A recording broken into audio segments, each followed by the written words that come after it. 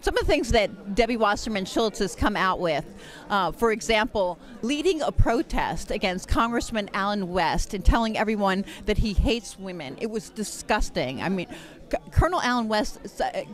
Congressman Alan West, who's also a lieutenant colonel in the United States Army, who was in charge of troops, training troops, men and women.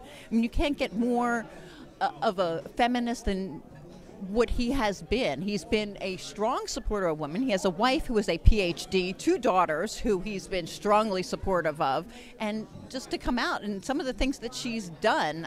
There are other things lately that she's stated to the press that were just completely out of line. You've been a strong supporter of Israel. You founded the conference. What was it that we did together in the Florida Pro-Israel Conference 2010, and that was just fabulous. And you're going to do another one for 2011, I assume. Well, right now I'm focused on the campaign, and I'm certainly going to be speaking out with regards to Israel. With regards to Alan West, I mean, I would stand shoulder to shoulder with him any day. The man is a war hero, and for her to have any type of protest against Congressman West is despicable. Yes. For what he has done for this nation, you know, the greatness that he's allowed you and me to be able to have our freedoms that we can speak here today, and for her to come out against him in such a way is horrible. Right. He's been a patriot, a supporter of Israel, and a supporter of America. And even though he hasn't been in office as long as Congressman Wasserman Schultz, he's done more for America and for its citizens than she has, for sure. So how's your campaign going so far? Well, the campaign is going great. I have to say I'm surprised, but the media has actually given me some good press. Recently, I had a great article in the Sun Sentinel. They discussed how at this plantation 4th of July parade, I was going around shaking everybody's hands, and that was true. You know, I try to say hi to everybody and try to get a sense of what they want and what they need, and really what the district's wants and needs are. And I think that's important for a representative. Not you know, you can't go around the country and start raising money for all these different candidates and take so much time away from the district and say that you're serving the needs of the people. It's wonderful. I did see that article. And do you have a website for your campaign so far? It's www.kaufmanforcongress.com. Kaufman. Yes. Well, it's wonderful to see you here, and it's wonderful to support you in your campaign against Deborah Wasserman Schultz. And I look forward to seeing more great things from you, and I hope to see you on the Justice Hour soon. Yes, absolutely. Thank you, Lisa. Thank you, Joe. Thank you.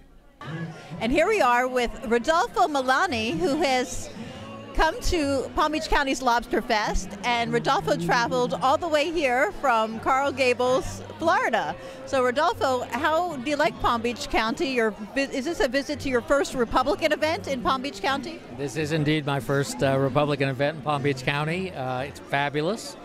We don't do events like this in Miami. We have usually rubber chicken, and here it's lobster and great entertainment. You really knows how to do it well up here.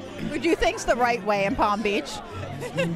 Now, I've been to many events. Coral Gables is a beautiful place, and the Biltmore is phenomenal. But it is a little different here in Palm Beach. Yes, it is. Yes, it is. Really enjoying myself, and hope to come back to future Lobsterfests. Well, we're so glad to have you. So, do you have any predictions on the United States Senate race or any favorites? Yes, I do. I am backing Adam Hasner, and I believe he will win. I think that Nelson is very vulnerable next year, and I think we're going to take the Senate next year. Really looking forward to that. And in terms of the presidency for 2012, do you have any favorites for the Republican primary? Well, I've been working with Tim Pawlenty. I think he's a very attractive candidate, but whoever our nominee is, of course, I will be backing 100%. We're also going to take back the White House. So. And Since you're up here from Miami-Dade County, I have to ask you about the mayoral race. Were you pleased with the outcome of Carlos Jimenez beating Julio Urbina? Actually, yes, I was. I had a number of friends in both camps. They probably may not agree with me on that, but I was very happy for Carlos. I think he earned his spot. When he was a commissioner, he was opposed to many of the things that got Mayor Alvarez thrown out for. So I think we kind of knew where he stood, and I think that's probably why he won. Carlos has a tough road ahead of him with the situation of the budget in Miami-Dade. So what do you think of the actions he's taken so far? I think he first asked for pension cuts. Is that how he started out? Yes, he did, and I think that's where you have to start. And I admire him for trying. I know he's got a hard job, but I think we'll be okay. Julio Urbina, he had a lot of supporters. He was the mayor of Hialeah for a long time, a lot of top-level supporters at Miami-Dade. But then he had a lot of baggage that he brought with him as well, and kind of a big cloud over his head. Would you agree? Well, I prefer not to get into any of that. I mean, I have a lot of respect for Julio. I think that my issue was, I had been opposed to the stadium deal, which I thought was a very bad deal for the city of Miami. Carlos Jimenez was on record as having opposed that deal at the time. Julio was not in opposition at the time, and then I think there was a little revisionism going on, during the race about where he stood on that issue, and that for me was an important determinant factor. But Julio's a very simpatico guy, and I wish him all the best. What about the fact that there were two Julio Urbinas running almost simultaneously in Miami? Do you think that confused a lot of voters? I know it took me about 6 months to figure out when I was getting emails from both of them that they were two different Julio Urbinas. And I was like, oh. No, that was extremely confusing. I know them both, and actually I think it hurt the other Julio Urbina more than, because he's the lesser known of the two. And I think there was quite a bit of confusion on that issue, though.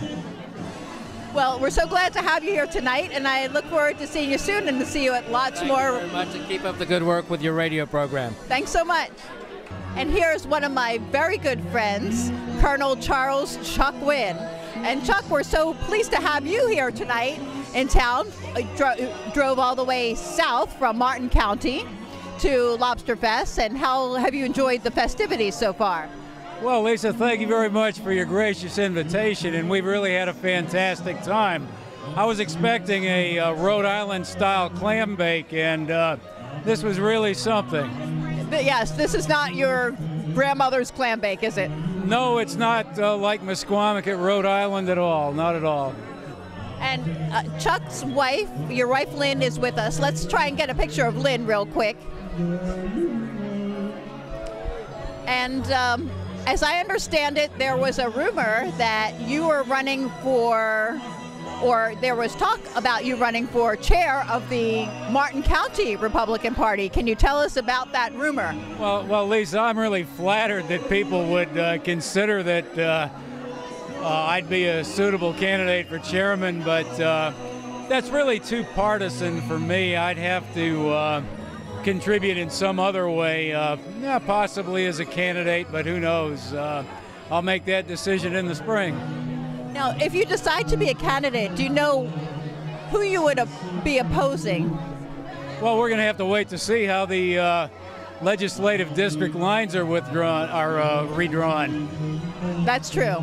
Now, you are a retired colonel, not a lieutenant colonel, but a full colonel from the United States Army. Is that correct? Well, that's correct, but the things I'm proudest of is once having held the rank of sergeant, my airborne wings, and my combat infantry badge. And what is your opinion of the job that they're doing now in Washington with regard to the actions in Libya, Afghanistan, and the actions that have been taken by Congress and President Obama? Well, I think we can be very proud of our congressman who we share with you, Tom Rooney, who recently spoke up on the floor of Congress against continued funding of Libya as long as this administration continues to operate outside of the framework of the Constitution and the Weinberger Doctrine. And I was really disturbed when I saw that Senator Rubio had co-authored a Wall Street Journal op-ed essentially cheerleading the president's actions in Libya, along with Senator Lieberman, who, as you know, led the charge to open up our military to unrestricted service by homosexuals and lesbians. And in terms of the war cutting off the funding in Libya, you think that's a good thing if they're not going to follow the Weinberger Doctrine? Well, we don't have any troops on the ground, so yes, it would be an appropriate course of action if the president doesn't start acting within the parameters of the War Powers Act and also the provisions specified in Article 1 and Article 3 of the U.S. Constitution. Congress has the power to declare war, not the president. Tom Rooney's been doing a great job in Washington. He's a former graduate of West Point and also an instructor, I believe, of constitutional law at West Point Military Academy. Well, Tom's not a graduate of West Point, but he was on the faculty there, and he taught international law to cadets at West Point who are now leading our gallant troops in combat over there, and I'm sure he's in daily contact with a lot of them by email. Tom is a member of the House Armed Services Committee as well as is Congressman Allen West. So they're both doing a fantastic job. I agree. Well, thank you very much for inviting me, Lisa. Oh, well, thanks for being here, and it's great to see you and great to have Lynn here as well.